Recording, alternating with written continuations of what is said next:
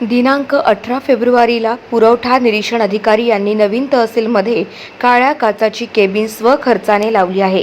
नवीन तहसीलच्या बिल्डिंगमध्ये ही केबिन का लावण्यात आली अशी चर्चा जनतेसमोर सुरू आहे आणि खेडेगावातून आलेल्या जनतेला सुद्धा त्या कॅबिनमुळे खूप मोठा त्रास सहन करावा लागतो। पुरवठा निरीक्षक अधिकारी त्या केबिनमध्ये दिसत नाही, त्यामुळे स्थानिक जनता ऑफिसमध्ये चक्कर मारत राहतात।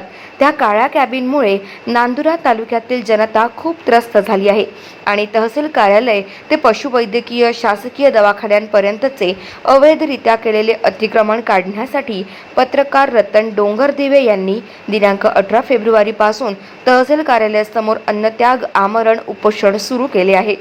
मागील कित्येक वर्षापासून तहसील कार्यालयासमोर अवैधरित्या दुकाने थाटली आहे, त्यामुळे शासकीय कामासाठी ग्रामीण भागातून आलेल्या लोकांना कार्यालयासमोर अवैधरित्या दुकाने थाटल्यामुळे कार्यालय शोधावे लागते, तसेच पादचारी मार्गाने चालणेही अवघड झाले आहे।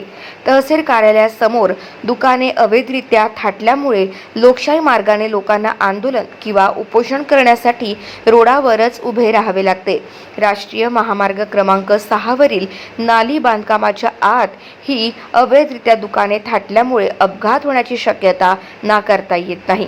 तहसीलदार, मुख्याधिकारी, गटविकास अधिकारी, सार्वजनिक बांधकाम विभागाचे अधिकारी यांना दिनांक 29 जानेवारीला निवेदन तसेच दिनांक 10 फेब्रुवारीला स्मरणपत्र दिल्यानंतर कुठलीही कारवाई न केल्यामुळे अन्नत्याग आमरण उपोषणाचा मार्ग अवलंबावा लागला आहे।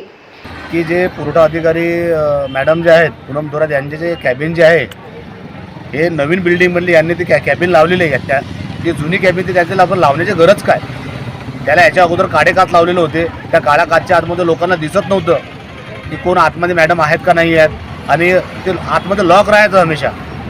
त्याकरता खेड्यागावातले जे लोक जे आहेत त्यांना माहीत नव्हतं आणि तहसीलदार साहेबांना बऱ्याच वेळेस सांगितलं की बा कॅबिन काढायची आहे, तर तहसीलदार साहेबांना आम्ही कारवाई करतो, अशा प्रकारची कारवाई करतो, पण आम्हाला उलावलूचे उत्तर दिले, मला एकूण उपोषणाला बसू दिलं नाही। त्यामुळे मी आज मला नाईलाजाने त्यांच्यावर कारवाई काळी कॅबिन काढण्यासाठी व अतिक्रमण काढण्यासाठी मला आज या ठिकाणी उपोषण बसावं लागतं। गाव माझा न्यूज करिता राहुल खंडेराव, नांदुरा, जिल्हा बुलढाणा।